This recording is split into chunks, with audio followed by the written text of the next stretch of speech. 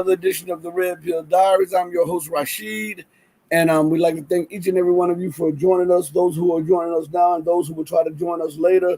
I got a special guest in the booth. I got to bring him in, my guy, Matthew Ehret. Let me see if they'll bring you in without any problems. How's it going today, my guy? Hey, how's it going, Rashid? I'm doing good. Thank you. All right. For the people who may not know anything about you, could you please tell them just a little bit about you and what you do for a living and yeah, just go from there. Yeah. Okay. All right. Well, there are a few hats that I wear, but I've written a few books on the Clash of the Two Americas, volume 1 to 4, four volumes also on the reconstruction of Canadian history, on the Untold History of Canada. So I do sort of get called a bit of a historian, but overall, most of what I do tends to be from a geopolitical analysis standpoint. So I write for a few platforms like The Cradle, The Last American Vagabond. I set up my own geopolitical analysis website back in 2012 called the Canadian Patriot. People can check that out. Also, co-founded the Rising Tide Foundation, a nonprofit focused on education, intercultural dialogue, with my wife, who also is a co-author of some of the books. And I'm a senior fellow at the American University of Moscow with Dr. Edward Lazansky. That's a few things. So, I try to bring it all together as much as I can. Hey, that's more than a few things. I got my sage blowing in the background to get out all of the negative energy. Now, I thought you had like some toast burning or something. I wasn't sure what was. Okay. I often have my sage.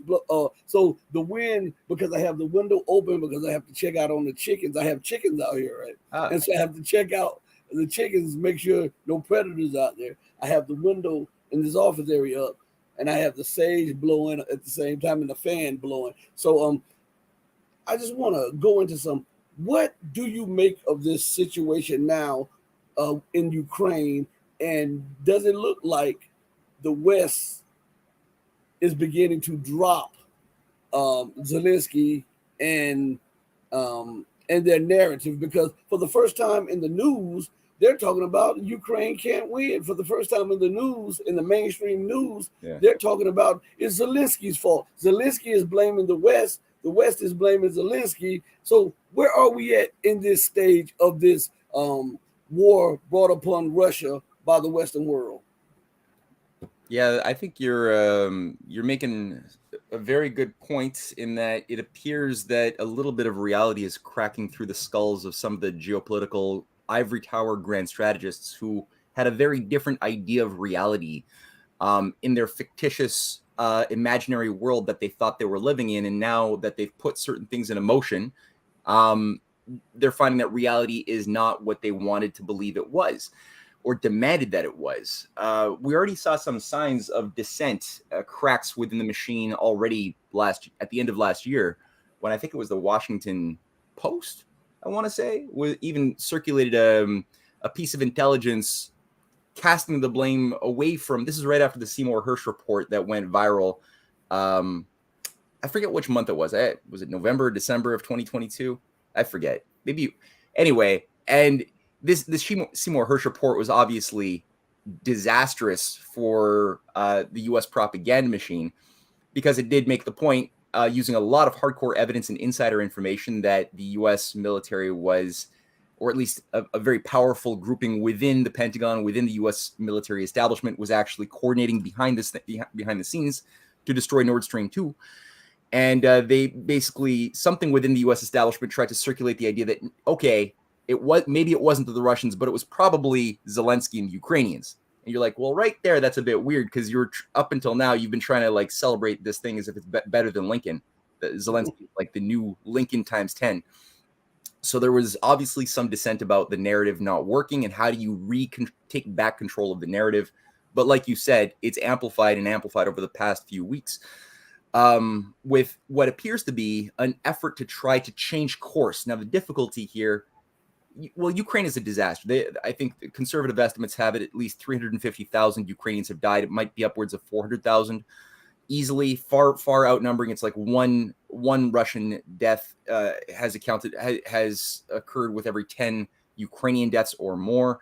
70,000 young men in Ukraine have lost their limbs. The population went from 40 million down to something like 17 million people. Like, they've lost more than half of their people. The whole thing is a basket case. It's not working. None of their offensives work. So I think the difficulty is they've put so much effort into this machinery of public opinion and policy that is very difficult to steer it in another direction. But I think we're seeing an effort to try to do so by trying to call for like an off-ramp of some sort for the Russians, they say, to try to save face, that we have to give the Russians an off-ramp and give them a chance to breathe. So maybe we should figure out a way to come to the negotiating table. But I think that the recognition that that U.S. military resources are going to have to be allocated towards the China threat more than what's currently being done in Ukraine against Russia. That's one thing. But then also I've noticed people like Jeffrey Sachs, representing. I don't trust Jeffrey Sachs. I know a lot of people like him. They say he made simply mistakes. He didn't know what he was doing in the 90s. I don't believe that. I think Jeffrey Sachs is a very high level player, very, very sophisticated operator, who did know exactly what he was doing in the 90s. And I think he represents simply a much more rational component within the oligarchy, that faction that recognizes it is not in their interest to unleash nuclear war, and they would rather live to fight another day.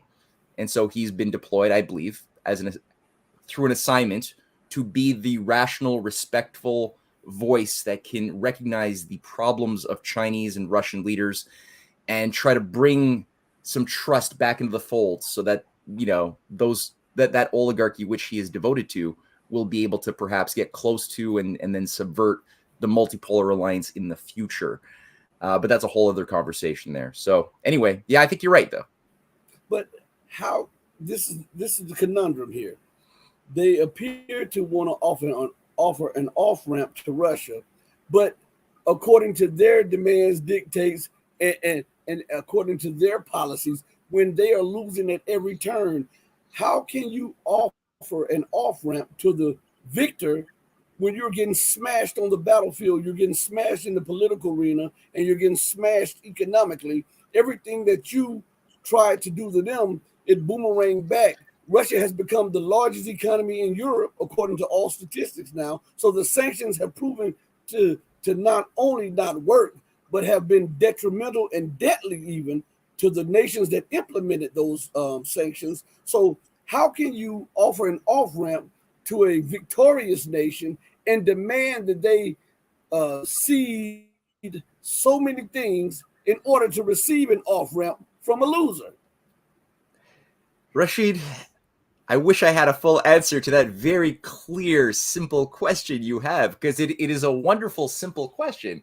And I mean, this, because people often, I've noticed, when they're trying to analyze the planning and the methods of oligarchical manipulation, past or present, they tend to fall into one of two camps of either attributing the agency, the causal agency of action, those planning groups that try to orchestrate assassinations, coup d'etats, wars throughout all of our history, as being either simply motivated by some combination of corruption and stupidity, or inversely, absolute genius, brilliance, almost godlike powers of foresight and power of action.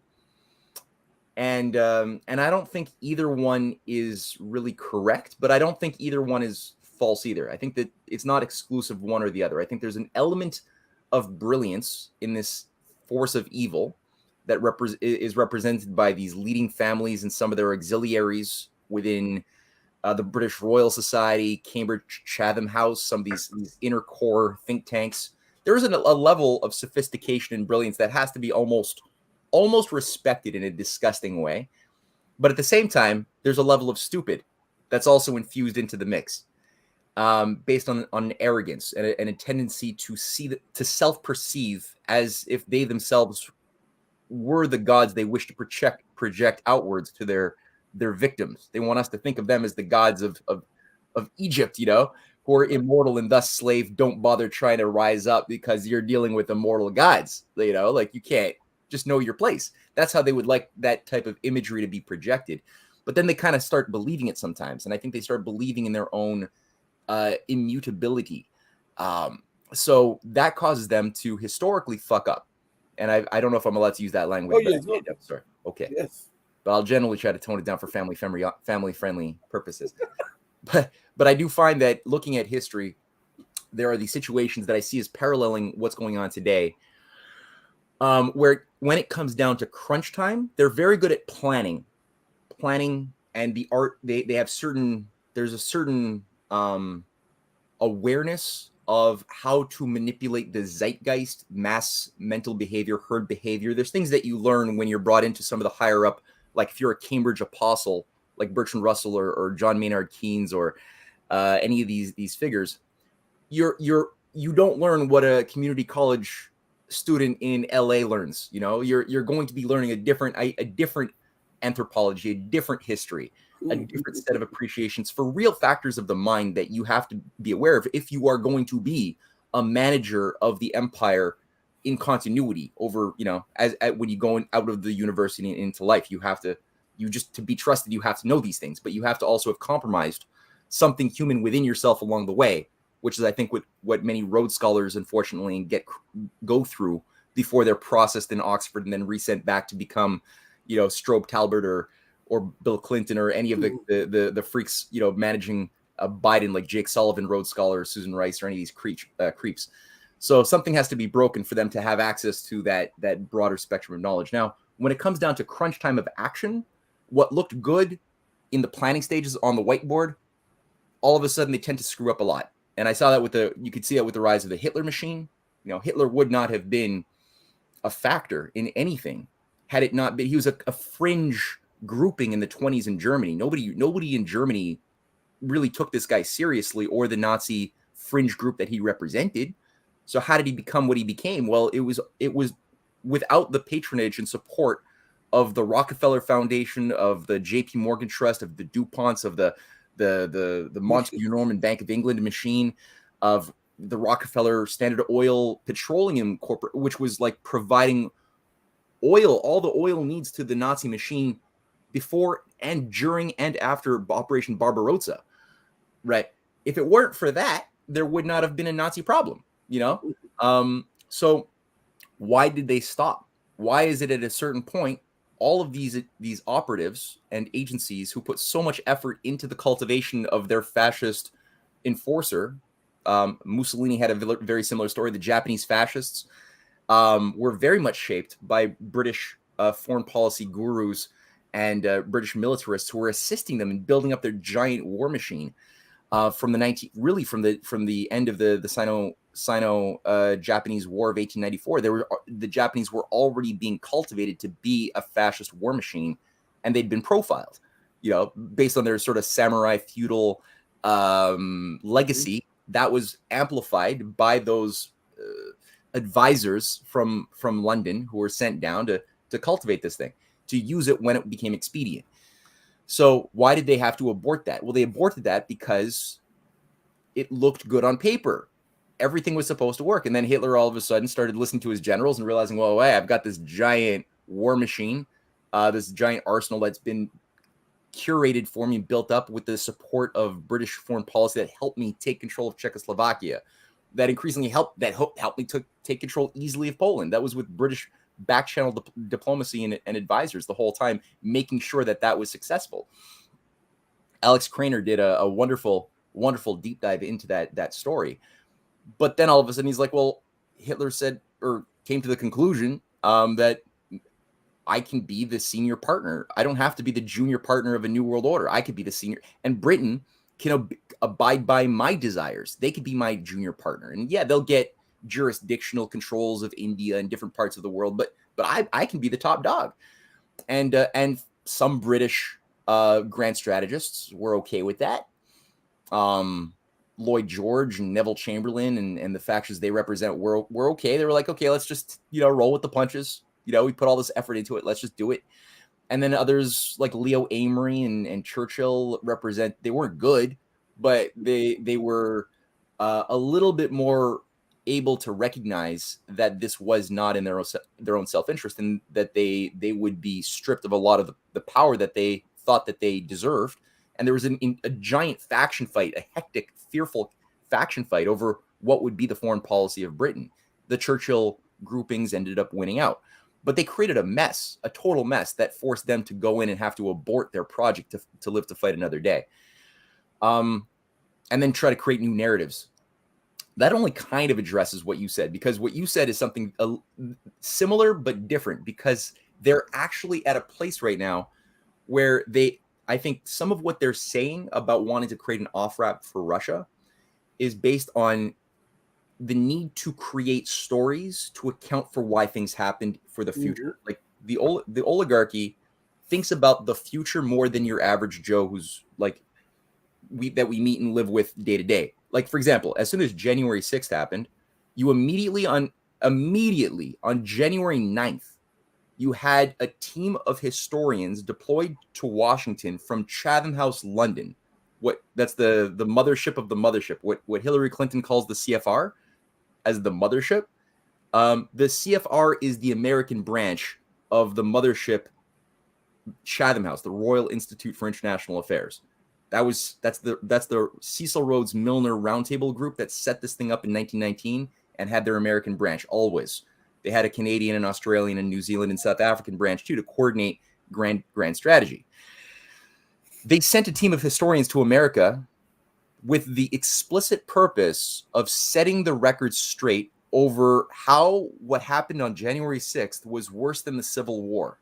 And they began to put this to work. So even though today we're a little bit closer to that action from a year and a half ago, 2 years ago, shit, they're thinking about, so we can see some of the, like, where the fraud is located in that whole event. Whereas these groupings are trying to create a narrative, a story for what future children who are like babies now will be learning about this thing that happened that's worse than the Civil War. So they create stories for the future. And I think that's partially what they're doing now, is setting the stage for the messaging for what history books and narrative makers, myth makers will be saying about what happened in Ukraine. Though I think that it's likely that it is understood even by those putting that out that the ultimate size of Ukraine is going to get very small in reality, whether, that's going to involve some of the Polish coming out, who are slobbering, drooling at the chops to get control of their historic, right to control Galicia and some West Ukrainian territories, and I don't think that I think it's much more better understood by those who actually make decisions, even on the wrong side of this game, that those territories of Crimea and Donbass are not going back to Ukraine. I think that it's recognized. I believe that they screwed up. But it's taking a while to actually get to some decision-making process. Because, again, they're so enmeshed in it. They've committed so much to this game and this agenda that they can't just go and they can't say we fucked up, or they can't say that the Zelensky plan for, putting Putin at the ICC for war crimes and kicking him out and asking for an apology. They can't say that that's a bad idea, but they know it's not going to work. So they're going through the steps. I think they're going through some motions while actually preparing the groundwork for a reshifting, probably with a focus on burning, trying to set Belarus on fire, Hungary on fire, with other NED, other types of operations that, Samantha Powers was deployed to sort of go to Hungary not that long ago and reactivate or re-coordinate some of the NED-funded human rights organizations that are covers for mass chaos operations, like from the Maidan. That's what they would like to do. Of course, even that's being preemptively reacted to by Wagner showing up all of a sudden in Belarus as a preemptive action there to make sure that there's as much stability there. I think Bosnia is obviously under attack. Not attack, but I mean the whole Bosnia region is being reactivated to be part of the chess piece again to light a region on fire. But also, like I said, Indochina is a big one. So they're also looking at shifting their forces much more seriously into the Indo-Chinese region, as well, with Taiwan and Japan going through some weird stuff. And Thailand. Thailand, yeah, they're lighting fires there too. Yep. Yeah. Do you think that the leadership, and I'm talking about the top leadership and those like right up under the top leadership, do you think that they have become a prisoner to their own propaganda, and they see the handwriting on the wall, but because they've been in a position of power so long, it is going to take a knock on the head or a kick in the behind to force them to acknowledge that they are losing, they have lost, and that they have to regroup and have a new perspective on the way this new paradigm, this new global paradigm that is underway. Oh yeah, absolutely. Yeah, they drink their own Kool-Aid. They yeah, a lot. And no, you're right. They will definitely need reality to cause them a bit of pain, I think, before they're able to. I mean, I don't know to what degree the because there's layers of decision making in the machine. There's the auxiliaries, there's the higher auxiliaries, there's the actual agencies who make the planning. Very few are in that level of initiation in the know. Some of these things were put on into motion over a century ago. Like as far as like a general broad template, it doesn't mean that everything has worked according to the plan for a century. A lot of things have gone wrong, and but the general outline people need to read if they want to look at how to understand the general battle plan, the blueprint. They got to go back to some of the remarks or the writings that were published by people like George Parkin, a Canadian who was in charge of the Russ Trust, who trained and wrote a book in 18 called Imperial Federation. And he goes through exactly the crisis of the global British Empire in the 1880s, 1890s, faced with the growth of national sovereign economic programs of development that were spreading like a wildfire. In Russia, in Japan, in China, the Meiji Restoration was bringing in, you had Lincoln advisors who were working with Henry C. Carey, Lincoln's top advisor, who were deployed down to Japan to advise the restoration of the Meiji Emperor. But based upon what America was doing as a very different set of advice than what we saw from the British advisors who were also being deployed down there, where the Americans were saying, well, use a national bank like that which was used as in principle in America, but what Lincoln did with the greenbacks. They're like, use that to fund the development of railways. In America, Philadelphia railway companies were producing rail cars that they were sending to Japan to help build rail, to use protective tariffs to block the dumping of British cheap goods. Russia was doing the same thing with the Trans-Siberian Railway. Again, advised by American engineers and economists who were on the ground working with Alexander II and the Third and Zergevita to bring in the American system of political economic programming, which is very different from British free trade speculation money worship. It was totally different.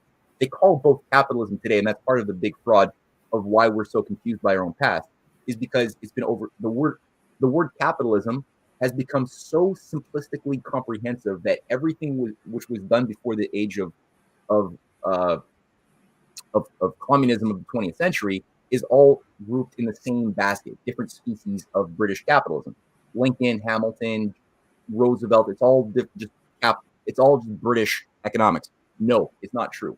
That was a very different system. And as George Parkin writes in his Imperial Federation, The Crisis of Empire, is that if nations learn that they have the right to issue their own productive credit for the carving out of their own destiny through by liberating themselves from dependency upon British shipping lanes, because Britain was only able to control the world by having control of the key choke points.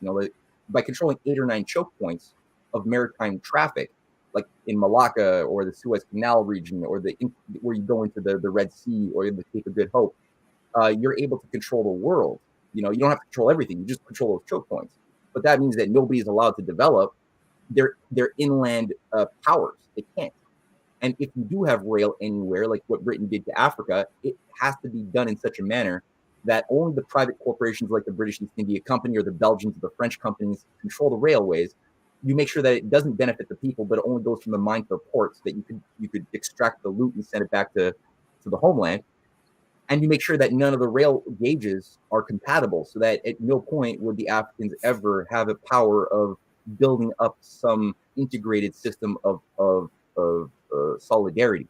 That was by design, despite the fact that you could make more money out of that. If you actually help the poor nations of the world develop and modernize, that would be more profitable for the capitalist who was participating in that. So it shows you that it's actually not about capitalism. It's not about making money.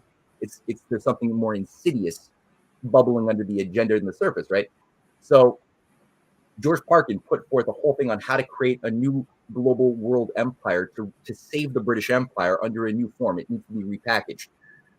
Cecil Rhodes played a key role in laying out the strategy in his wills. People need to read his 1877 last wills and testament. It serves as a manifesto for what became the Rhodes scholarship system, the Rhodes Trust, the Roundtable movements, the CFR, all of that stuff that shaped and perverted so much. Every single war, in fact, of the 20th century cannot be explained unless you understand the role of these Rhodes Scholar zombies deployed, planning out on the U.S. side, infiltrating the U.S. government, working very closely with the Fabian Society, where one operates through Oxford, the other one operates through the London School of Economics, but both closely work together.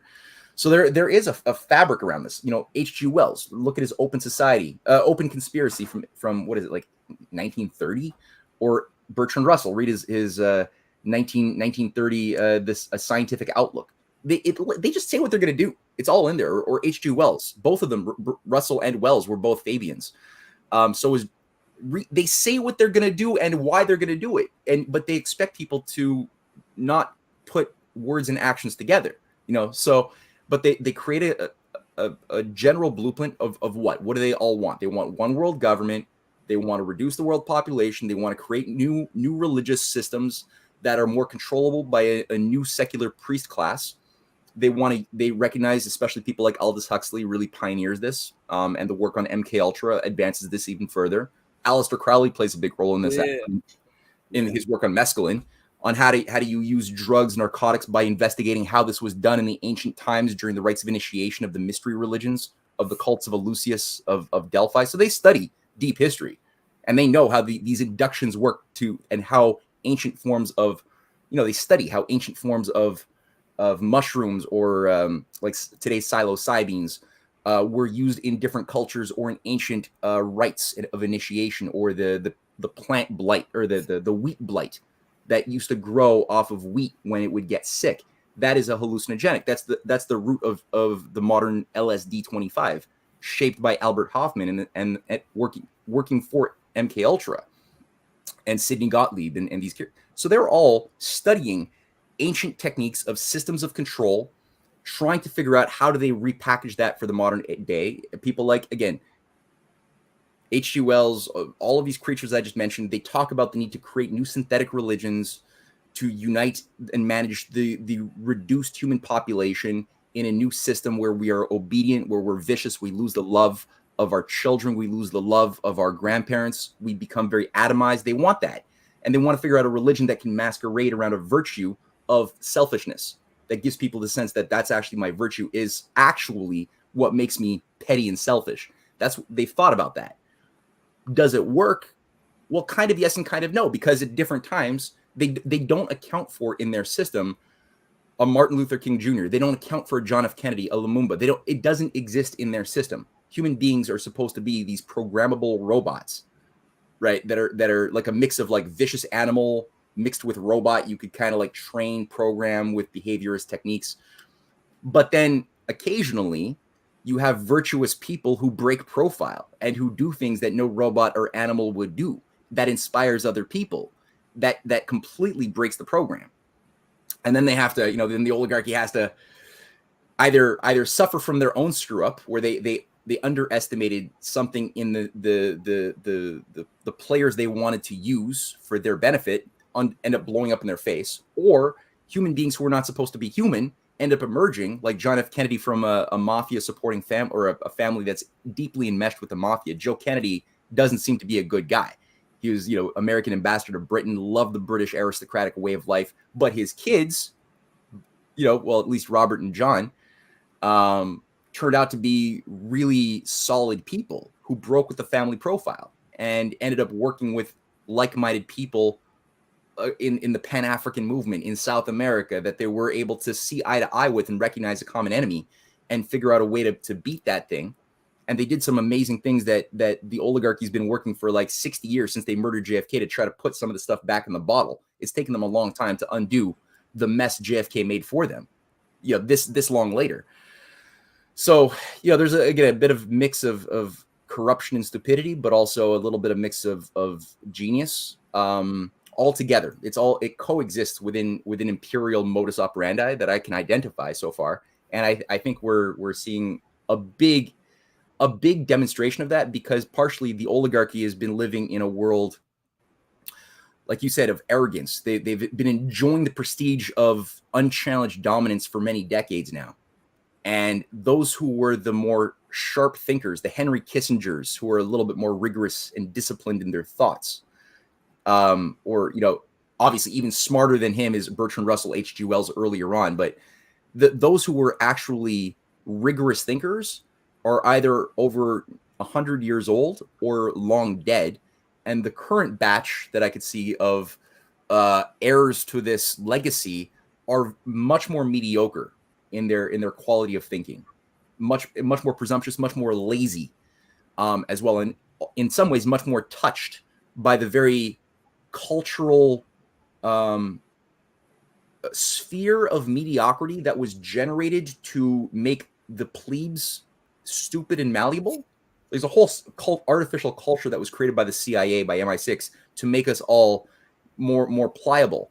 But that it's very seductive, these cultural aspects. The video game culture that Prince Harry is a video game addict. The drug and music degeneracy that is out there. It touches their own kids, and their own kids end up getting affected by this. Like the Rothschild children, there's stories you've seen of like some of the drug-laced orgy parties on yachts that these kids are going through. That speaks of a lack of discipline, of their own self-control. That's not somebody who's capable of managing something as multi-layered and sophisticated as a world empire needs to be managed. No, you can't be that kind of person. Or look at Biden, like the auxiliaries that they need to put things in motion, like Biden or Justin Trudeau. They need people like that, or Ursula von der Leyen, to make things happen. These are the dumbest people in the world. So that gives me, I think, a little bit of hope. I would hope it gives everybody a little bit of hope that they're dumb and predictable in some ways, albeit vicious in others. Yeah. I want to touch on a few things because I want to transition to the Niger crisis and what's going on over there, and the instigators and the people who have benefited from the exploitation of resource-rich lands. But I want to go to something first, because I hear this line of thinking on almost all of the alternative media sites. Excuse me. When we talk about these situations, they seem oblivious to the core issues of why Europe or European nations are dealing with a cultural crisis, with an influx of migrants that will not assimilate. They seem like they are oblivious to the reason that these people fled their homeland to Europe, and they seem like they're dismissive of Europe's main part in this, because I hear them talking about, and this is something, and this is no knock to Colonel McGregor, but I hear him talk a lot about growing crime, which there's a lot of growing crime, and I hear him talking about the migrants, the Muslims, and everybody don't want to assimilate in Russia, in Europe. But I never hear him talk about the reason why. And we know that it is European nations that are in these countries occupying and siphoning off resources. And then when vibrant, viable leaders pop up on the scene, they assassinate them, they overthrow them, they imprison them, or they just make war with them and bomb the nations back to the Stone Age. And this is the cause of the anger by these migrants that are fleeing to the very nations that destroyed their institutions of government. And these migrants who are angry when they come to that society, And also on top of that, they never talk about the brutality that caused the situation. Why is alternative media not addressing and refusing to address the underlying causes of the influx of migrants from the Middle East and North Africa into Europe? And it seems like these are the alternative media. It seems like these are the most learned and most skilled people, and yet it seems like it has to be a willful act of ignorance to not address the main causes of these situations. What is on your mind? What do you say about that? Yeah, it's frustrating. I think that you're touching on an issue, I think, of epistemology partially, and partially emotional maturity, which is it's lacking, I think, in some quarters of those who do offer good value in their analysis of the world, but at the same time have these weird blind spots. I mean, you could say the same thing for, like, some people are shocked to hear some of the remarks made by Bobby Kennedy on Israel, and for somebody who has been so solid, Bobby Kennedy Jr., somebody who had been so solid on so many points that matter, to be so off to that degree of extreme is jarring. It's jarring to hear things like that. Mearsheimer as well, like he speaks quite, he's like a breath of fresh air. But at the same time, when you hear him speak about China or anything, it's like, what are you doing? What are you saying? Sometimes it sounds almost neocon-esque. So okay, so partly I think that there's a battle of the mind and the battle of the institutions that shape the mind that goes back many generations. I alluded to some of that stuff in my previous remarks. If you could get people, Plato wrote a very important document called The Republic. In book 7, within the Republic, there's the famous allegory of the cave. And Plato was making explicit something that was never meant to be said aloud. He was basically showcasing, making naked and transparent for anyone to read about the structure of imperial controls and the structure of what allows us to remain willfully under the control of said imperial systems, regardless of whether this is in Persia or Babylon or Greece or today's world. It's always the same structure. It's the general template. It's always going to be that way. And so the masses, the majority, will be inclined to believe in the shadows cast on the cave wall as if that was reality, under certain conditions. Amongst those conditions, well, number one is that you have a willful auxiliary class who are allowed to know how the shadow game works and are the ones that Plato describes, holding the puppets, making the sounds, that then those shackled who can only live their lives looking at the cave wall, they believe the sounds, the sights, as if that were real. But then, so you have the masses, you have the auxiliaries controlling the puppets, and the shadow is cast by the light of a flame, a fire, inside of the cave. And then he's got the scenario of somebody, let's say, and he doesn't say how, somebody finds themselves unshackled, notices that there's another light behind them, and they, in perplexity, begin to move towards the light, crawl through and out a little tunnel, and find themselves outside, enjoying actual real light from the sun, not some artificial secondary source. And at first he describes, their impulse is to go back into the cave because it's painful. It's like scary. And I think everybody who's sort of taken the red pill has some sense of that feeling state on some level, right? But like, if you're courage, if you're committed to honesty, you will stay outside. You'll learn to train your eyes to look at reality as it is instead of as it appears to be. And then over time, he says this is where the fake self-professed Platonists of the empire, because you'll also notice when I mentioned that people should read H.G. Wells and Bertrand Russell and Parkins and Rhodes, you'll notice a theme that they will often refer to themselves as guardians or Platonists. Because Plato in the book, he's thinking, like, the whole point of the Republic is it's a thought experiment and testing different hypotheses about how a society that is capable of justice would would be able to be created and how the leaders of that society, called the guardians, would be trained. So he's basically looking at different hypotheses, testing them out, and seeing where his hypotheses falls short, using certain elements of like the Spartan model or other things that existed in his time. And people will tend to read his writings, as the oligarchy does, as a literal guideline of what do we do as the shadow controllers to keep the people in the cave. That's what they'll do. They'll be literalists. Now with Plato, anybody who's read Plato's dialogues know that the guy's hilarious. He's ironic. He's a truth. He's like a Promethean truth lover. And this is the point of divergence. They will use that template to figure out how do you better find techniques that advance over the eons. It's been 2,000 plus years ago that Plato wrote that. So some of the techniques have been more refined of keeping people in the cave. How do you control academic ideas? What types of methods of thinking are going to be promoted that will then shape the minds of the masses as well as of the elites and the elites of the elites that need to think a certain way in order to believe that their senses or the shadows are real. But they don't like the last part of what Plato says through the mouth of Socrates in the dialogue, which is the true philosopher is not somebody who remains outside of the cave or simply uses his knowledge of reality in order to better shape the masses inside the cave.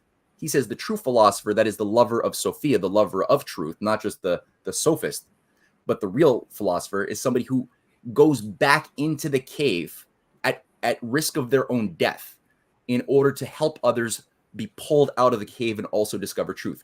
That's the part that the oligarchy, they stop reading right before that.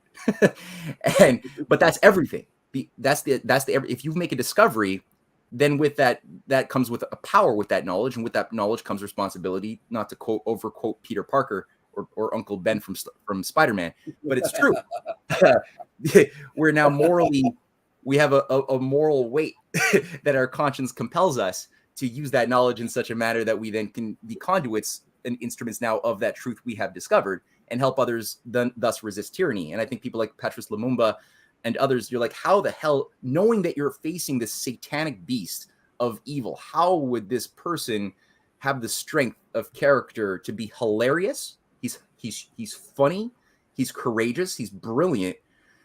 He knows he might likely die, as do so many of these people. They're very self-aware of the risks that they're taking, but they make them anyway because there's something that they value more than their lives. JFK knows that he might die. He might have made some stupid motions as well. I think, like going into Dallas, with your top down. That's probably a silly thing. He didn't have to make those mistakes. But the point being is they're all drinking from the same well that Plato is describing, and people, I think today. From the healthy analysts of alternative media, they're products in some ways of the system that they are trying to expose, to change, and there's certain systems, modern ways that have been crafted to keep the minds of those who would be processed through the universities outside of accessing their full potential and reality per se, by giving us a false framework through which we have to use as a method of thinking, like positivism. Positivism is something that was crafted it came out of the British empiricist school, the British empiricists like David Hume, John Locke, Adam Smith. They're all empiricists. They all believe that knowledge is simply the sum total of sensory accumulation of data that could then be charted, where we then look for patterns in our senses. We then can extrapolate the patterns and call it a law. It's called inductive reasoning. That's the outgrowth of the British empiricist school. Now it got amplified by the positivists of Ernst Mach and some of the positivists of the late 19th century. Bertrand Russell was a big one who promoted that, though he didn't believe in it, but he promoted it. And they said, okay, there is no such thing. True scientific thinking, which has to be applied to political systems, anthropology, sociology, everything has to be scientific thinking. Scientific thinking means we look only at the hard data, and we cannot assume the existence of soul, of God, of justice, of freedom, anything that you cannot chart or model or weigh or cut up into pieces. is not allowed to exist in these types of people who think this way. And they applied this method into how we're allowed to analyze what's going on in the quantum world, in physics, again, in human systems, in economics. Nothing was uncontaminated by this. It's very mechanistic. It presumes that all systems are sort of like machines that can be treated and analyzed like mechanistic machines with just cold forces that can be described and applied by a formula, but not understood why. Like you can't, like this is where the whole stupid statement goes, science is understanding the hows of things, but never the why of things. That's insane. The only way science has ever moved forward is by creative people like Plato using a Platonic method of paradox formation and generation of new hypotheses, who are asking why is something the way it is and not other ways. Without that question, there is no discoveries or revolutions of science. That's been destroyed. And so when you have a lot of really smart people who've been through military academies, Yale conditioning, but they're good people, they still tend to bring in that technique of dissecting world geopolitical events without a proper appreciation for the causal principles that are actually shaping the thing that they're talking about. And so the agency of like the oligarchy, how does John Mearsheimer or how does Douglas McGregor think of the oligarchy? Do they have they really worked that through, the techniques and methods of oligarchism? Do they even bring that into their considerations? Or is it just, do they just presume that corruption and stupidity is at the heart of the thing? And how do they think of the issue of soul? Do they think of the soul? Because human beings die for the preservation, the salvation of their soul. Human beings do that. We make things happen like that. Our conscience is not material. And so one of the driving factors of our identities and decision making for good has always been, good conspiracies is matters of humanity, the soul, justice. That's causal. The oligarchy is reactive. They don't make discoveries, but they can try to subvert and like a chameleon, masquerade like you're somebody who loves truth, but do so in such a manner that you're actually subverting the substance of the truth that you're trying to get close to and control the interpretation of it. Hence the British scientists or the British interpretation of science that's everywhere today, or economics being all about the markets and money. It's everywhere. So I think they're not able to sort of see a full contextual picture of the moving parts together that involve a multidisciplinary aspect, because you can't just look at geopolitics from the standpoint of politics or simply economics or simply history. You have to have sort of an ability of the mind to jump to see how all of these are different parts of the same thing. And because they didn't take the time to appreciate that, they misfire on a whole bunch of points that really matter. So that's my thinking on that. I want to follow that up, but first, a channel member Mehdi says propaganda. He was following up something that you said, and he said propaganda. It is related to neuro-linguistic programming, changing the inner dialogue you have when making moral decisions. So again, like I listen to some of these guys and they're thinking, and they're almost dismissive of the cause of the effect that they're talking about. Like when I heard McGregor talk about the growing violence and the growing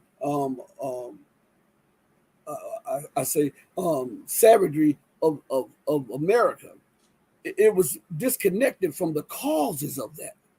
And so many times people give these little, I would say, elementary answers without thought. And when you are a steward for a lot of people, sometimes it takes more than just that quick answer. Sometimes it takes diving into the question to give them a little bit more. So if we talk about the plague of guns in urban America, let's just use that for an example.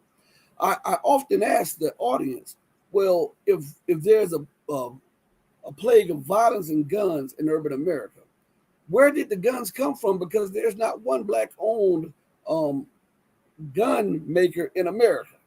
Okay,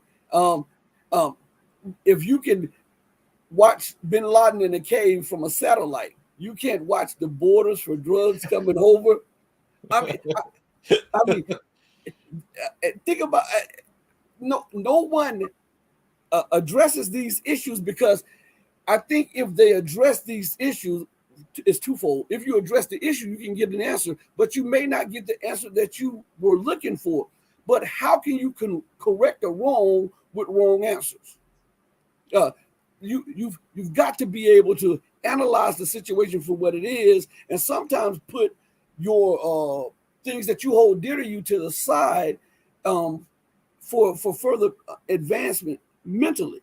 Let's look at let's go back again to the migrant crisis.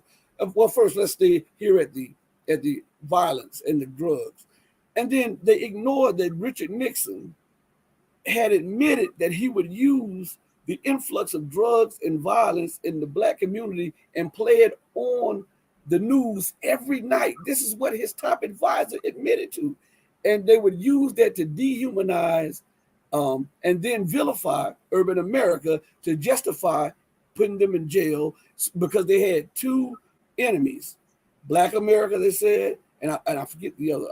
I think the hippies or something like that. So they wanted to get rid of both of them, and they would use that. And then if we look at the situation of the influx of migrants in Europe, and because I heard McGregor talk about how they won't assimilate, and how that they are a tremendous economic burden on those European countries. And I'm thinking, okay, that's a no-brainer. Okay, why are they a tremendous economic burden on those economies? Because the nations of those economies destabilize the home front from which the migrants are coming from. They siphoned off the wealth. They put in dictators or corrupt leaders who fleeced the people and the nation. And then when it was no longer beneficial for them, they went in, they bombed or overthrew the government and destroyed the institutions which make viable governments. Why is that left out in the discourse amongst these learned military people and these learned, analysts across not just mainstream, but specifically and especially the so-called alternative media? Yeah, there's like a certain polite discourse, or a certain type of discourse that you are expected to abide by if you want to be published or be invited into polite society in the mainstream sort of world. And I think that there's some sort of a either conscious or in many cases a subconscious bad habits and impulses that shape the strategic thinking of many of the better people who are falling under the category that you're describing, who sort of castrate their own powers of thinking in order to speak in a language that is acceptable to the class that they thought, when they were perhaps younger and stupider, that they wanted to be a part of and maybe be a leading element within. Now they've been shaken out of some of that stupidity and some of that naivete by life's experiences that kick their asses and force them to become more serious thinkers, but still traces still remain holding them back. The economics is a big one, and I think that people have been really mistrained to totally misdiagnose what the hell economics actually is. We've been given numbers theories, theories on inflation, theories on pricing, commodity speculation, like all sorts of like mechanistic crap that have to do with just basically what it boils down to. The way that they teach modern economics is really through gambling principles extrapolated and given like sort of a veneer of science by having like differential equations associated with them, and you can win Nobel Prizes based on how much like apparent mathematical garbage you can like latch on or put onto what is ultimately a stupid hedonistic theory of economic value that has no bearing in reality. Because what is reality? Reality is like we're there's a certain amount of people on the world at any given time, and those certain amount of people require a certain amount of things to survive and to thrive. And to the degree that your economy is morally wired to ensure that investment behavior is tied to improving the conditions of life of people by building up infrastructure, by ensuring reliable quality jobs, good quality. And the education system will always sort of be shaped or be molded by the quality of economic system you have in place, because you need workers who can be can do the job of what your society is committed to doing. So if you have, a bold, like China and Russia, they got a really bold space program. They're going to be jointly managing a lunar base by 2030 if we can avoid nuclear war. That's the current commitments. That also involves lunar industrialization, lunar mining of helium-3 and other rare earths that are in abundance on the moon. They're as part also a scientific component. So that initiative, that goal, just like the goal that JFK set, has what we have seen is it's forced the entire school systems of China to accommodate, to change their curriculums to produce the quality of people that could then do the job of solving all of these unsolved problems that would make that happen. So now kids really want, and that's also shaping the government's cultural policies to encourage films and shows that glorify space discovery, things like that. It's very optimistic compared to the type of crap where in the West, the same types of fiction stories promoted by our governing agencies showcase space generally from the standpoint of what? It's a place you go to die and get killed by aliens, Space, nobody can hear you scream. So you get all this like very negative imagery where people here in the West, like kids who were surveyed in thousands of schools in North America versus China, were given 10 different jobs that they would like to be. Astronaut and YouTuber were on the list. But it was an inverse list. Whereas in China, all the kids, vast majority, wanted to be astronauts. YouTube superstar was like bottom of the list for the Chinese kids. Whereas in America, it was the very opposite. No kid wanted to be an astronaut. They all wanted to be YouTube stars. So it shows you the different priorities of the economic structure. Now, you don't get radicalization. You don't get much in the way of like terrorism recruitment. You don't get much in the way of organized crime syndicates that can do very much when you have a healthy, robust economy where people actually have alternatives to live in dignity and respect themselves with a mind. If Afghanistan actually had if they were allowed to have a modern economy, well, kids wouldn't take $500 from some CIA cover group to go and like do jihad, right? It wouldn't do it. And the same thing, it's like if you don't have the Wall Street banks laundering, like HSBC Bank was caught under the Carl Levin committee hearings in 2012, having laundered over $100 billion of drug money that Carl Levin proved was also going towards terrorist financing, with narco terrorists of South America, the Middle East, all facilitated to maintain their operations specifically through the patronage of these Wall Street banks that need to launder this money to maintain their bubbles anyway. So what happens to the whole organized narco terrorist syndicates and all of this stuff across the world if Wall Street is removed from having the power of doing that? Well, you choke their supply lines, right? Right. And all of a sudden, the issue of like drugs coming in through Vancouver or through Arkansas or other places, all of a sudden you're choking the sources. But at the same time, you can't just do it like that. You got to be able to do what JFK was doing, which is let's work with South American leaders and our own to cultivate jobs that are dignified, that are worthwhile. So you don't just get people stuck, doing some less than minimum wage job or underworking like we have today, where they're desperate for cash, they're desperate to pay their bills, and they have to, they find themselves in a situation where to just survive, they got to like do drugs or get into crime or something. So they don't know. It's so misdefined for so many people today. And I think that those intelligent analysts have been deprived of an appreciation of what the hell is behind the growth of last thing I'll say, and then I know I rant sometimes, but Ukraine, back in 1991, Ukraine was one of the most powerful, high quality economies of Europe. That's where everybody would go for their vacations. It had a robust industrial base. People had good quality jobs. So yeah, there was Stefan Bandera legacy groups and stuff that were fascist, but it was like Hitler in the 1920s. It was so minuscule and uninfluential and fringe that it didn't play a role in much of anything because people had hope for the future. They had a good life.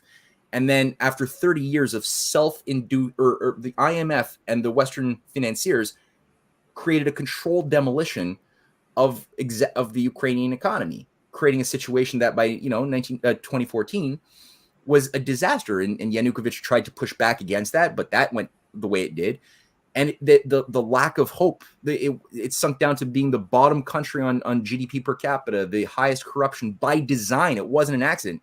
People like Jeffrey Sachs understood how this works when he was doing this to Perestroika in Russia. They thought this through. It was not a mistake, as he says, I didn't know what I was doing when I was in Russia working for the IMF and working with Soros. I didn't know.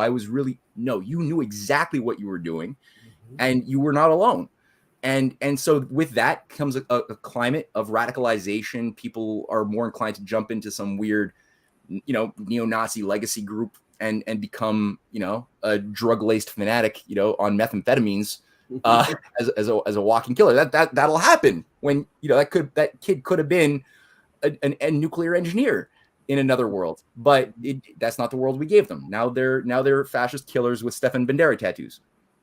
And I want to go to something like I was saying, that these pundits, this is very pervasive in the so-called alternative media, as they beat down the mainstream media.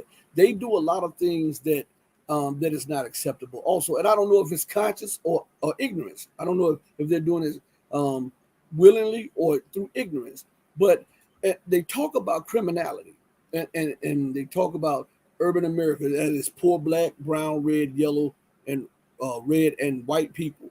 They talk about people who are and I don't advocate criminality on any level. I think criminal actions should be punished according to the law, but there cannot be two sets of this.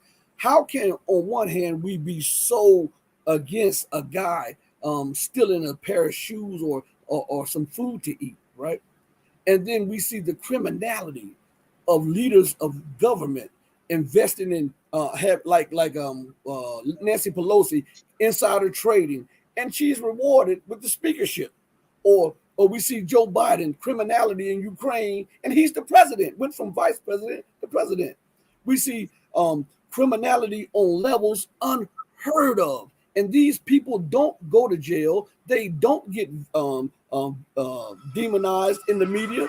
They don't become this villain.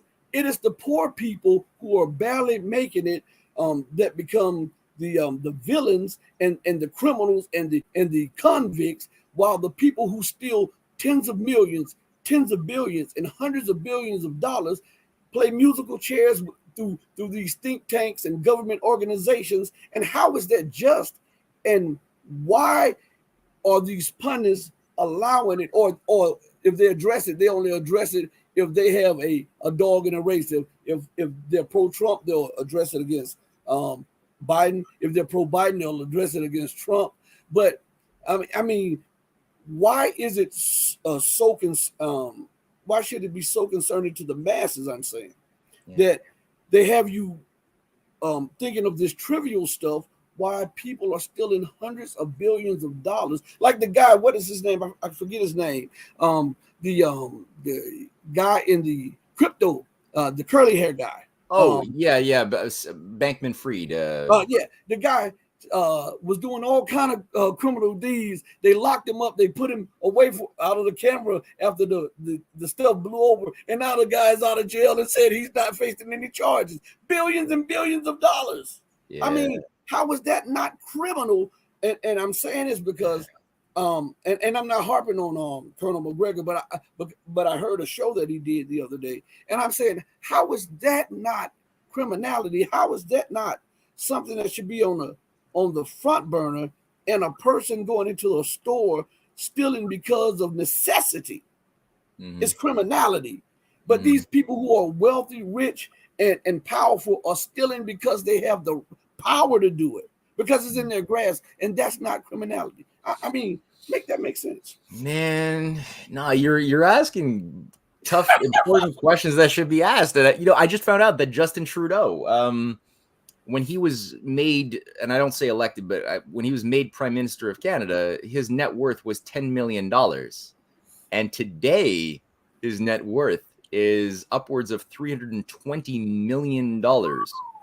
He's got personal connections directly to technologies, lipo nanoparticle technologies that were used in every single jab that was distributed. That oh man, there's so many levels of graft, which is part of I think the on a broad level, you know, the loss of the mandate of heaven. Like we're in a society which has lost the moral fitness to survive, and when you allow this degree of Nero-like, it's really Nero-like corruption. Like Rome, was Rome always destined to collapse? Not necessarily, because when you look at Rome, it wasn't always an empire; it was a republic first, and it was, you know, it had viability when it was still a republic. It could have preserved its moral viability when Cicero was alive. Look at if people had listened to Cicero, he did his own version of Plato's Republic in the form of his Commonwealth or his laws. He did another book that's kind of like Plato's Laws, but it's Cicero's laws. He was a Platonist. He was a devoted student of the Platonic method and Plato, and he was carrying on that tradition as a leading advisor of the government. And people loved him. He was an eloquent, hilarious speaker. He had access to his human sense of humor, humility. He despised injustice, but he was able to work within the system too, which is like making him extra dangerous. He had a lot of bad enemies, and they killed him. Right? Like what happened? He got his own Socrates moment at a certain point when Mark Antony demanded that his head be chopped off and his tongue be stripped out so that Antony could stick it on his wall. But you know, he made the point. If you that and Augustine also made the same point. Actually, Augustine cites Cicero because Augustine is also a Platonic. He's a Platonist. He's writing in Platonic dialogue. St. Augustine at the end of the Roman Empire, and people are wondering, like, well, why is the Roman Empire collapsing? You know, the Visigoths and the hordes are coming in. Everything's on fire. It's like 400, 410 AD. The Western system is collapsing, and Augustine writes his City of God. And in his City of God, he cites Cicero. And he's like, look, Cicero even pointed out that it's not because people are blaming Christianity. They're like, it's because we became Christian. That became the state religion. That's why the gods are punishing us for abandoning them. And so we have to kill the Christians now. And so Augustine's like, well, wait a minute. We were already bad before Christianity even existed. We were already doing bad. We killed Cicero. and he cites Cicero, and Cicero makes the point that, and Cicero was writing this in like 60 or 56 BC, that Rome lost its moral fitness really with the Second Punic War and the decision to abandon the treaty, the alliance with Carthage, that Rome had before, when Rome was still a republic. For 250 years, Rome had a strategic alliance with Carthage, and they fought wars together. They defended themselves with a common security treaty from the days of like Solon, really. And then something happens inside of Rome's elite, and they stab Carthage in the back, and they start launching wars of aggression against their former ally. They cancel their peace, their alliance.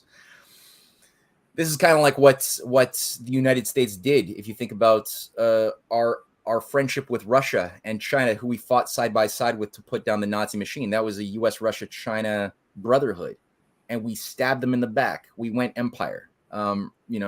It's very similar. The whole Vietnam War was sort of our own version of the Peloponnesian War. The Peloponnesian War was the war that saw Athens earlier on in the 300 or so, 399 or a little bit, 420 actually, BC was when Athens had their ally Sparta, that they worked together in the Delian League in defense of a common threat of the Persian hordes of the Neo-Babylonian Empire. They worked together. They had an alliance. They fought brave battles together boldly against this otherwise fascist prospect of world government under these cults and cults within cults that were like the managing structures of, at the time, the Persian Empire that fell quite far from the aspirations of Cyrus the Great. But what happens with Athens? They get some affluence, they get some money, they get some power because they do such a good job. They had such virtue, but all of a sudden they lose it. They get corrupted with all of that abundance.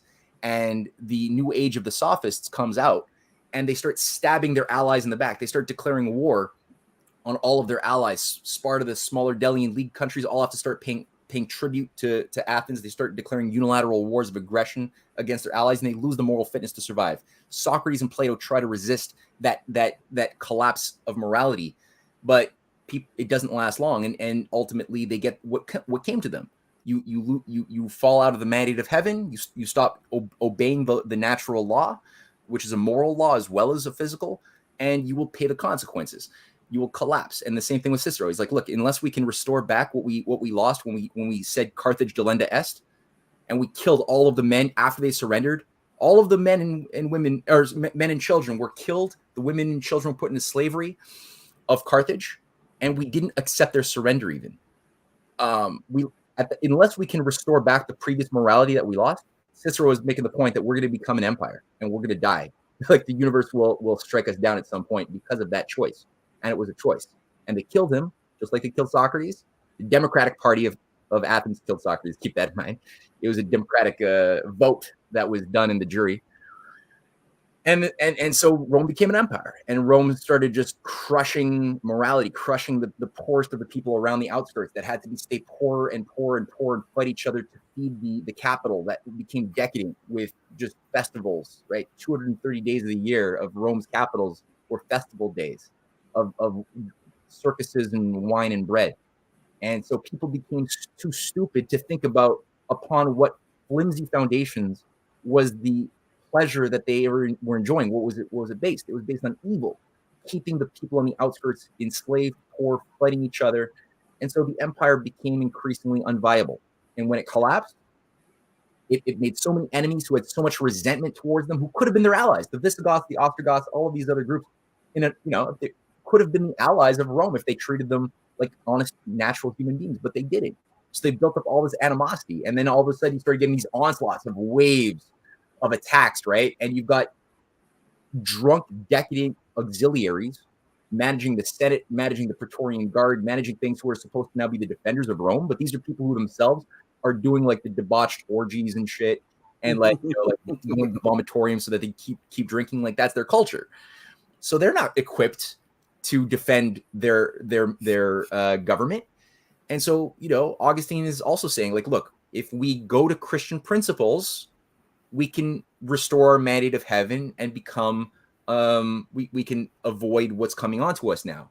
If we actually act, because right now we're putting on the Christian clothing, but it's still, and Augustine is making the point, inside of a city of God, it's still all pagan. Like it's all the same corrupt pagan mystery schools that have been repackaged and called Christian for political reasons, but we're not acting with love of God, love of our fellow man.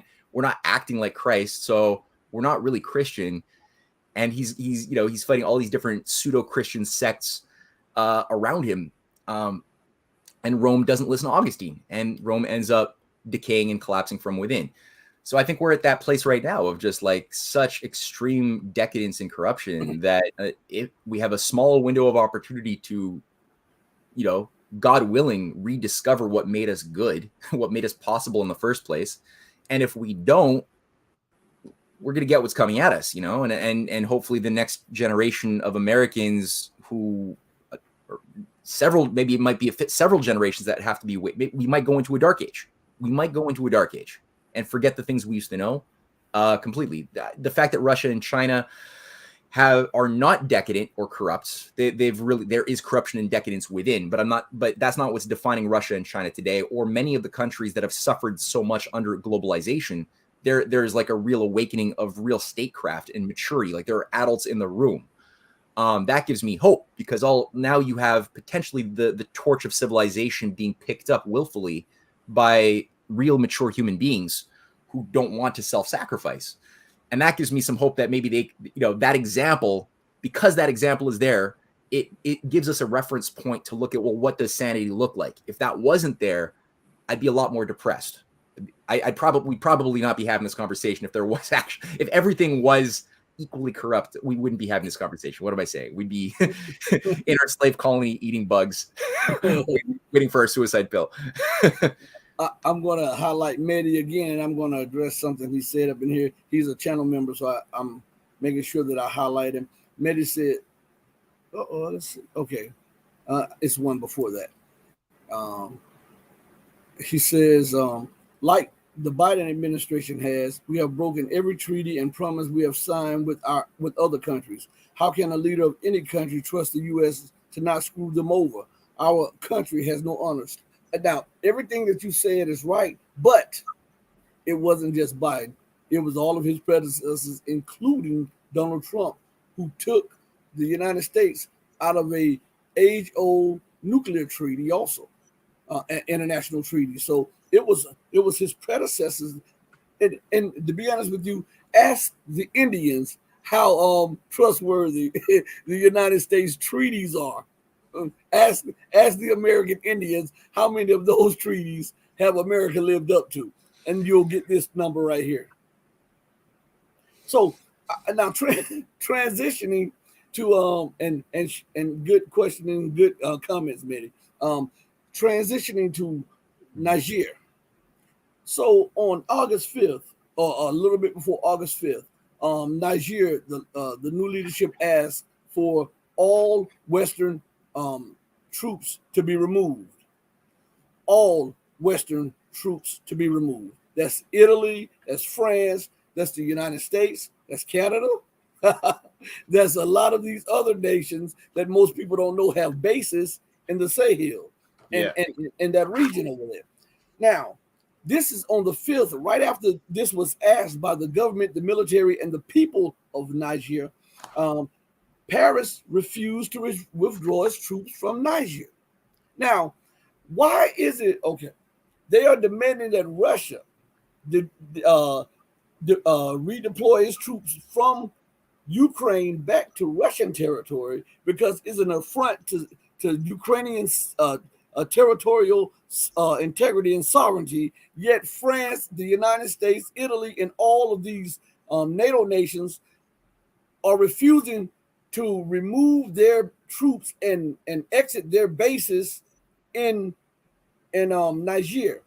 And before you answer that, I was watching something and I didn't know that the degree of theft by France was so great in the last 20 or 30 years. I did not know that the uranium, France was the uranium was being sold for roughly close to $200 a pop, and Niger was getting no more than $11 per sale, and then 60% of that was kickbacks to the corrupt government that they put into power to maintain, and then you had the 4% or so trickle down to the people. How is that not predatory? How is that not criminal? As Colonel McGregor and others talk about criminality in the United States, how is that not criminal on a stage unlike anything you've ever heard before? I mean, it's going back to the there's a lot of comeuppance that we're facing, and you brought up some of the simple example of the Native Americans, which I think touches on this in some ways, because there's so much abuse and lies and manipulation to the Native American community of North America and Central and South America, for that matter, by the colonial powers that came in over the centuries, and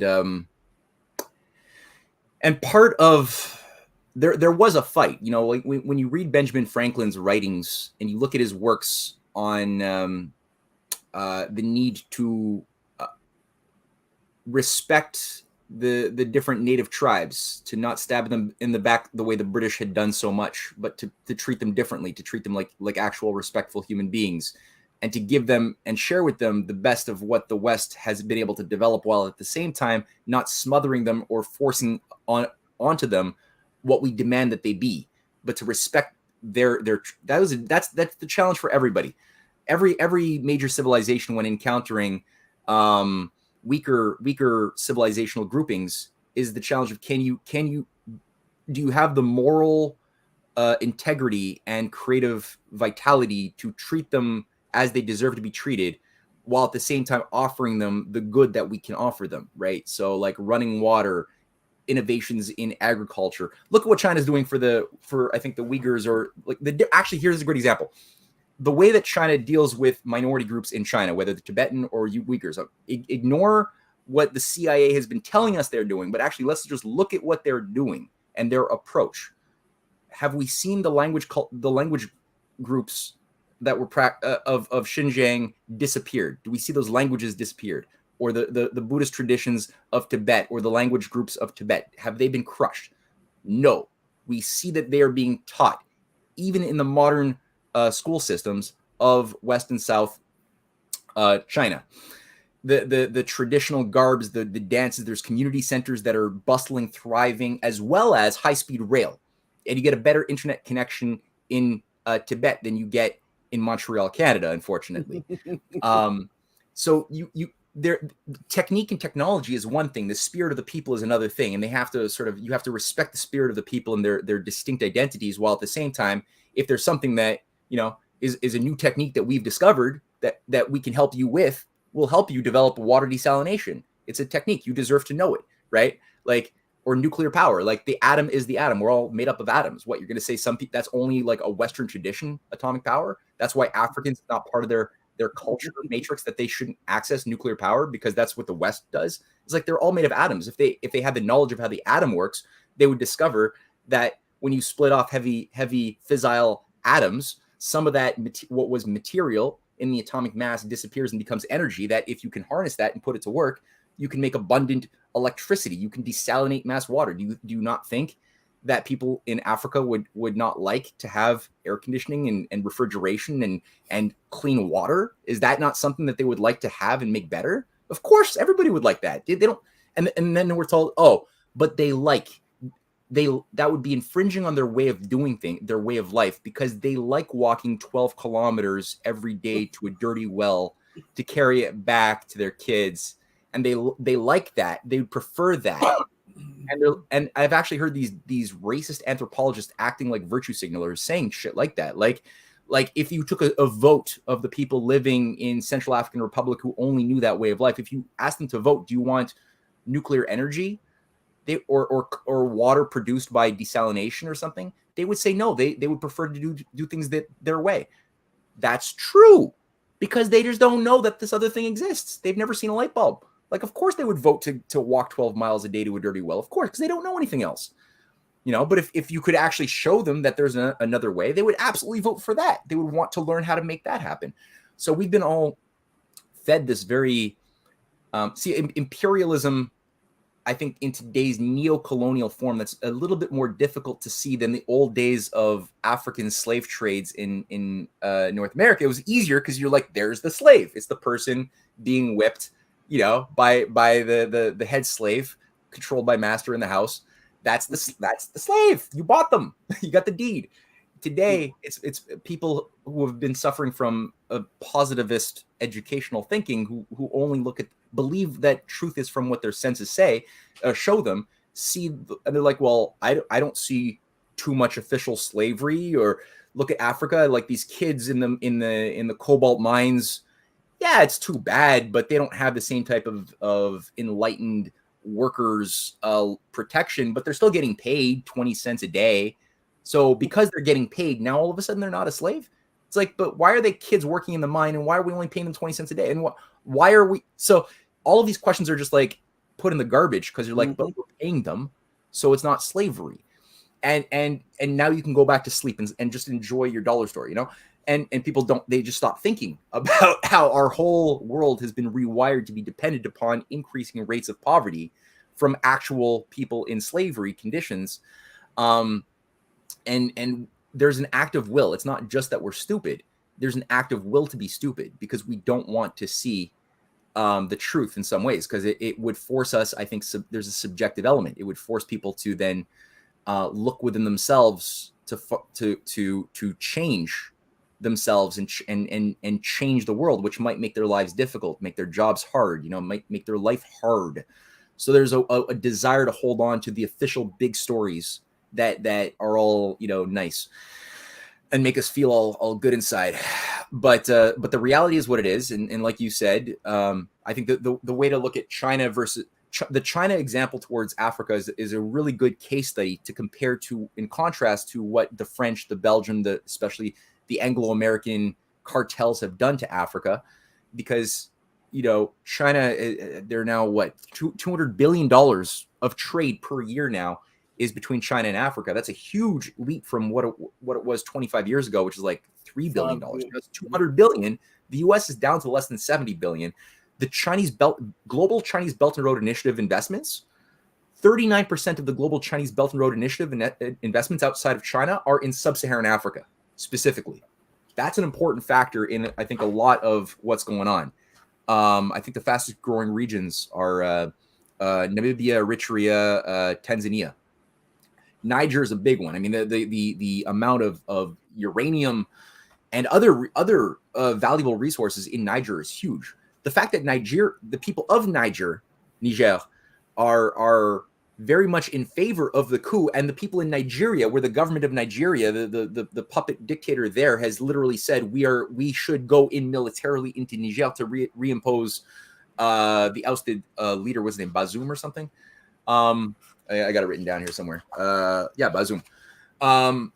That's insane, because this leader is supposed to represent the people of Nigeria, and the people of Nigeria next door are actually 78% of the people polled are all for the current coup that happened in Niger. Because frankly, they know they're not being represented by their government, and they would kind of like to have an actual representative government who cares about them and doesn't want to just work as peons for Western corporations in Nigeria. And so you got this whole interesting phenomenon where, because of the presence of Russia and China, Russia especially militarily, they've provided a sphere of military intelligence that has been unprecedented before 2015, when they went out into Syria to block the regime change there. Russia's presence in Africa, supporting actual authentic governments of Africa against insurgencies that are often Western funded through proxy groups. Tigray People's Liberation Army is just one of many. The Boko Haram in Mali is but one of many CIA groups, offshoots of Al-Qaeda in the case of Boko Haram, used for the purpose of destabilizing target governments that are not behaving the way you want them to. But now Russia is going in, China is going in, offering the military support needed for these governments to protect themselves, to put down these insurgencies. China's going in, actually offering investments into the real economy, building industrial corridors, factories.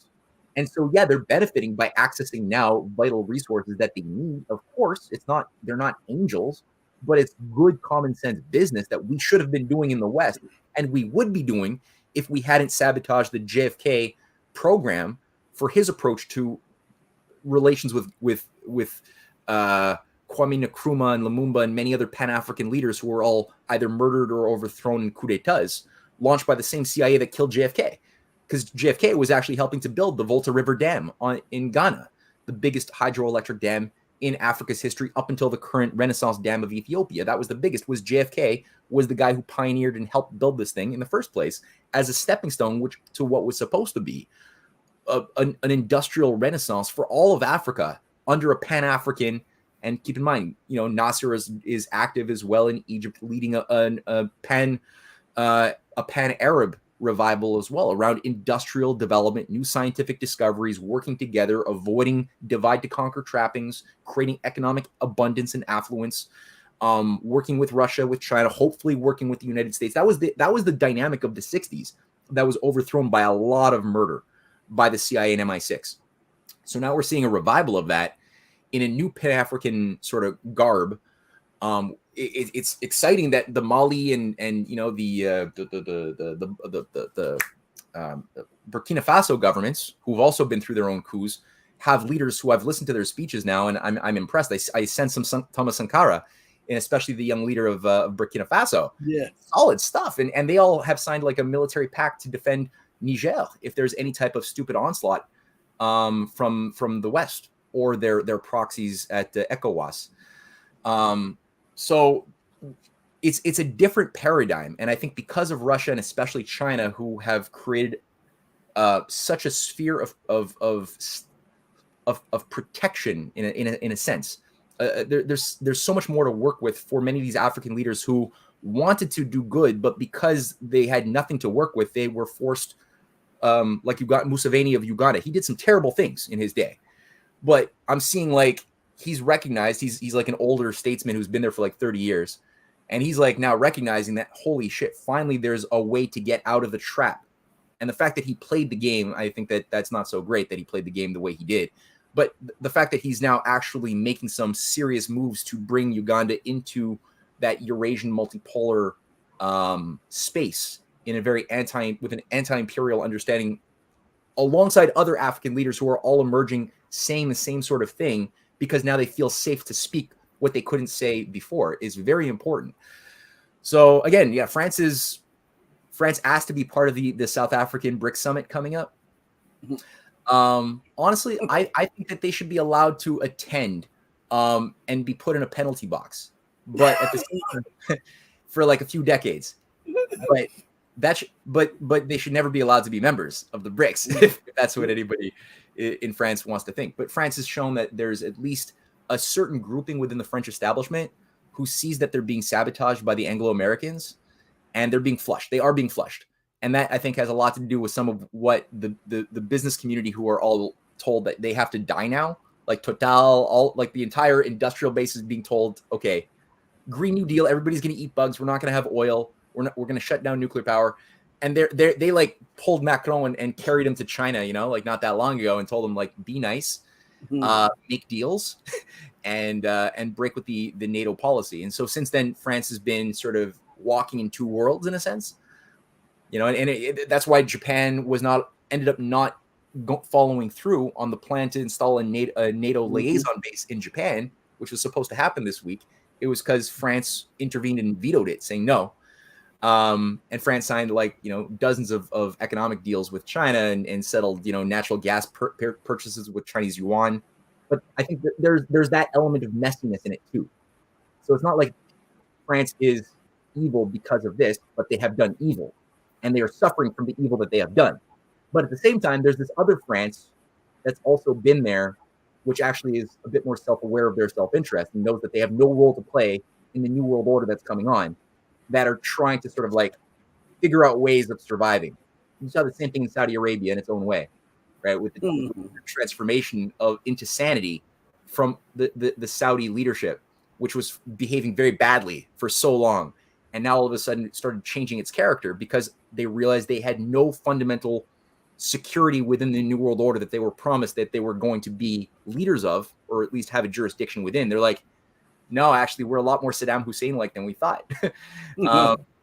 So I think the same sort of thing is going to be happening more and more to other corrupt players who might have a chance to rediscover what made them once good and learn how to rebehave according to some morality over a long time. Penalty box. They should be in the penalty box for many, many years before they're allowed to have any part. They should be allowed to invest in Belt and Road projects. They should be allowed to do that, I think. Or African development projects initiated, by the Pan-African movement. They should be allowed to invest and maybe, have investors get returns for good things that are built, but they should have no role to play in deciding what those investments are or how they work or anything like that. They should just be allowed to be there as an observer, and maybe learn how to behave again. Betty says, and I know what this is for. He says it's like some guy down the street deciding to park there in your living room uninvited and is eating everything in your fridge. That is Western foreign policy. Now, speaking of that, there's a few more questions. He's been generous with his time. There are a few more questions I want to ask you, but I want to at 2:00. I gotta jump into another interview. So we have to. Okay. Just so check this out. As you were talking, I was doing the math. We'll just say $288. I believe it was between $288 to $300 that France was selling the uranium at, and Nigeria was getting $11. That's 3%. That is 3. Your country produces the resources, and you only get 3%. And of that 3%, the nation only gets 40% because 60% of it is kickbacks to the leaders. This is outrageous, and I want you to give people an understanding of what I'm talking about. The size of Niger, because these maps make it look small. Niger is almost twice the size of the state of Texas.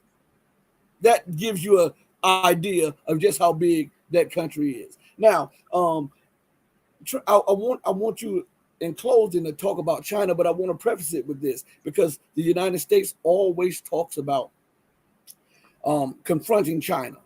The West says that China is being belligerent. China is threatening the rules-based international order. While we know that is the mantra or that is the theme coming out of the West, China has lifted 850 million people out of poverty. That is equivalent to almost the entire population of Europe and the United States together. So instead of them being belligerent, shouldn't they take the smart person would say, how did they do this?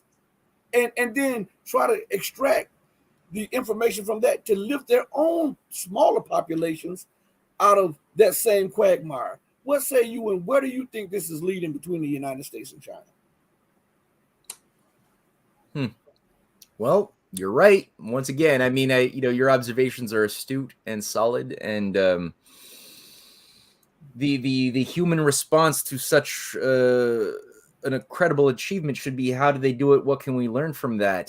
The unhuman response is, how can we destroy such a threat? I mean, what is that? Because I mean, at the end of the day, it's not capitalism, and people again try to reduce this whole thing to like some capitalist communist dialectic, and it's not that at all. It's so much more rich than that, because this fight was going on far before the days of the Cold War. These are just Cold War tropes that were like put onto us that we like were expected to fit into as a mold. But this is a fight, like, I've been alluding to this. It goes back thousands of years. It's a continuous struggle, and before Karl Marx was born and before Adam Smith was born. And you'll find that there are the type of capitalism that especially emerged out of 1971 and the creation of Davos, which itself was created out of as a junior partner to the Bilderberger Group, a slightly older pseudo-capitalist, globalist organization set up by Prince Bernhard of the Netherlands. That thing that we were told was capitalism, that became known as globalization, that became the rules-based order, was never capitalism. It was just feudalism with a capitalist veneer, but it was always fundamentally feudalism in its essence. Real capitalism involves the creation of capital. It involves creation. It's not just consumption. It's not just extraction of wealth. And that's the way that value is defined under this feudal capitalist system. And that could include also the British East India Company's variety of capitalism that they were promoting to India and to Ireland and to Africa and to the world for so long, which itself was crafted in the bowels of the city of London, which itself was part of the takeover of the Venetian party inside of London that had managed the takeover of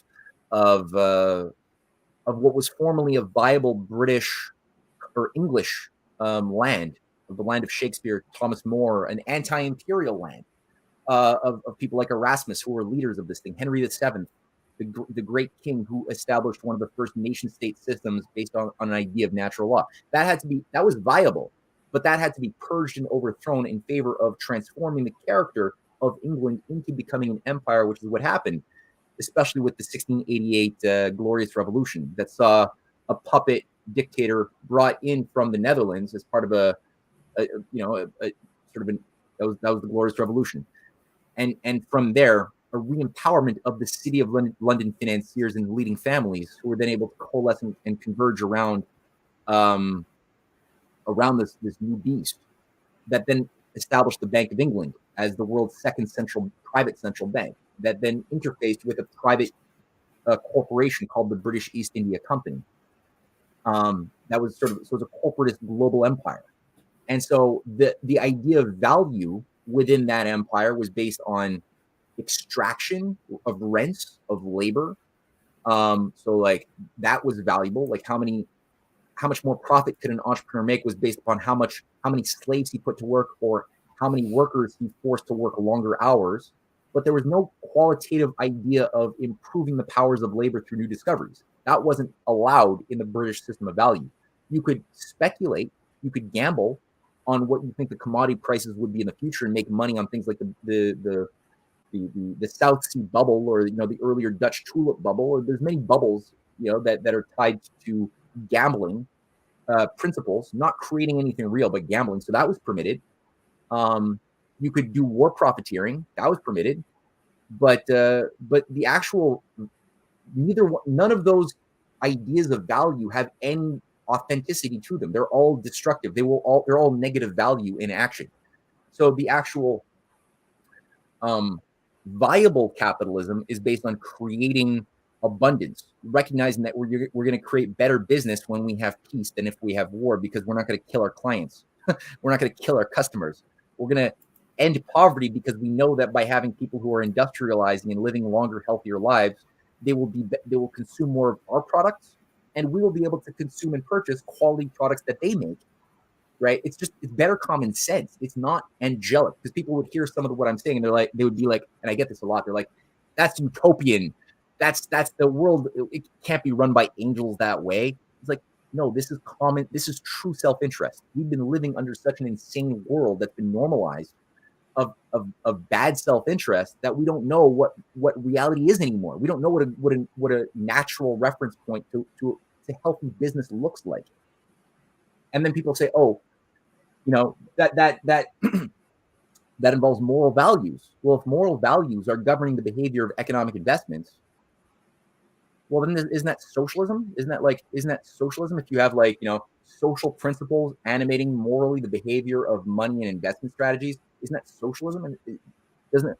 Well, no, because there again, there's not one socialism, just like there's not one capitalism. What Lincoln was doing doesn't fit under any model of modern capitalism. What you'll find that there's feudal socialists who actually, like I mentioned, Bertrand Russell, H.G. Wells, they're socialists. The Fabian Society is a socialist organization. It caters to the disenfranchised, the alienated, the abused. That's how it works. But the people running it hate people. They hate the people that they profess that they want to defend. But how do they see the people? Well, they see them as weaponized mobs that could be used to overthrow governments you don't like, or to support a policy of self-control that would otherwise enslave them. That's the type of sort of socialism of the Fabian Society ilk, or the Trotskyists, I think, also were of that sort of ilk as well. Now, you also have socialists who you can work with. Kwame Nkrumah identified himself as a socialist. Was Kwame Nkrumah a Fabian? He loved people.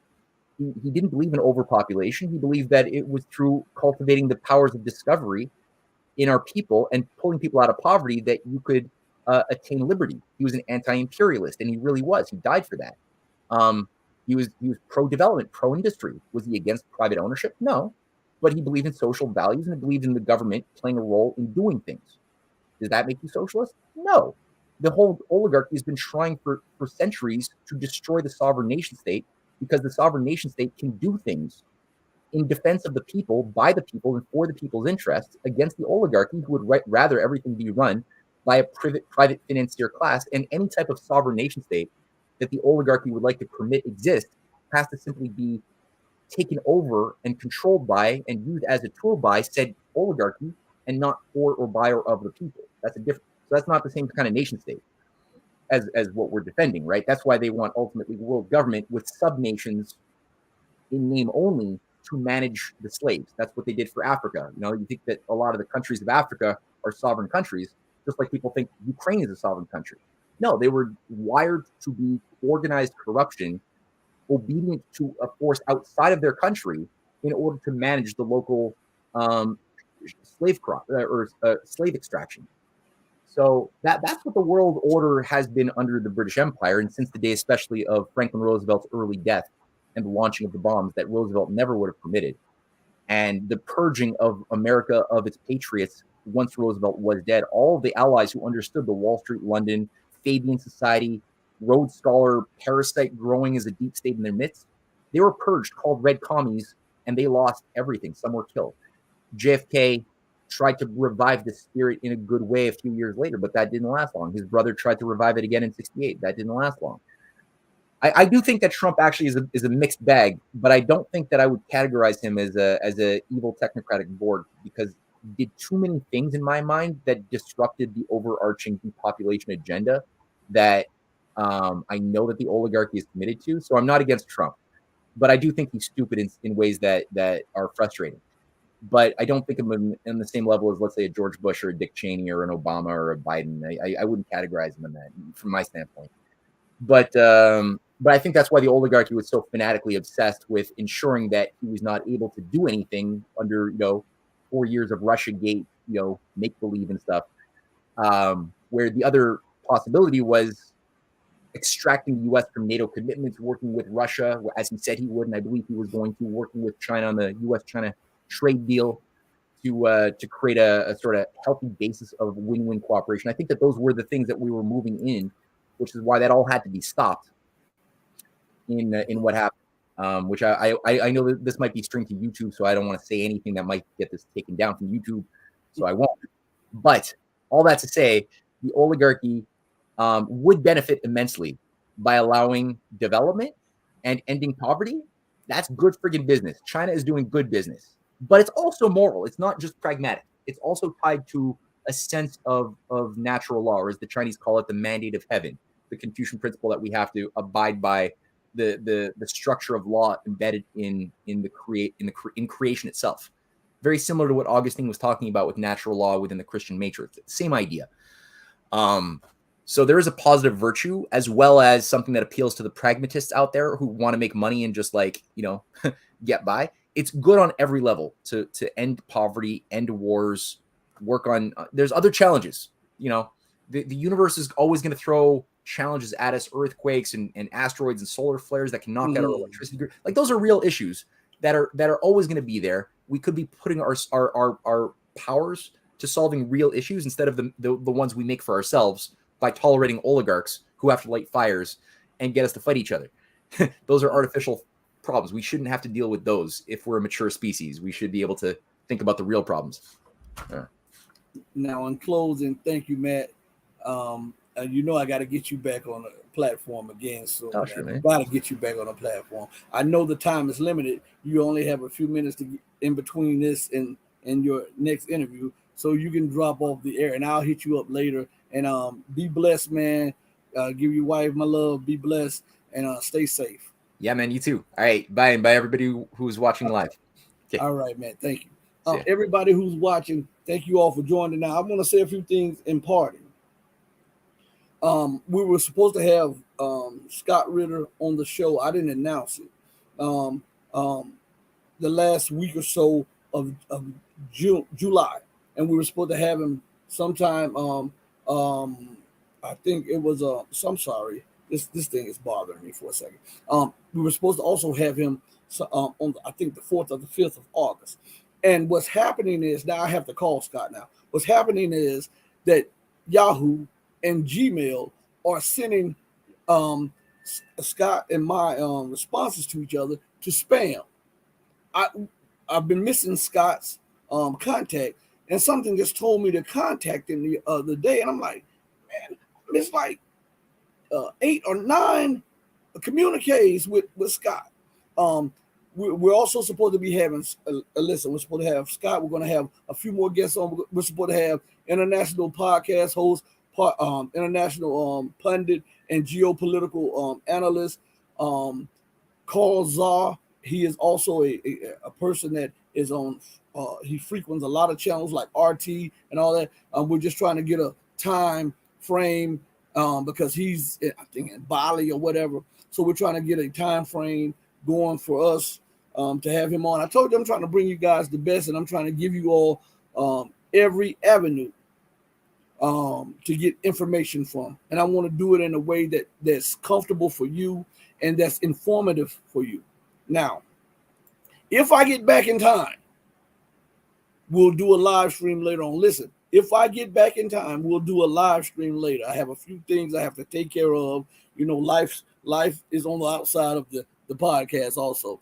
So I just want to thank each and every one of you for giving me your time. As I often say in closing, that time is the greatest commodity ever. Why? Because it's an unrenewable commodity. And once it is used up, you can never get it back. So when you give your time to someone or something, make sure that you get an equal or greater return for your time. And I hope and pray that this show has given you somewhat of an equal and even a greater return for your listening, for your watching, for your participation, and for your time. On that note, I go out the same way I came in, with love in my heart for each and every one of you who love truth. But know that the true and living God, he will always love you better.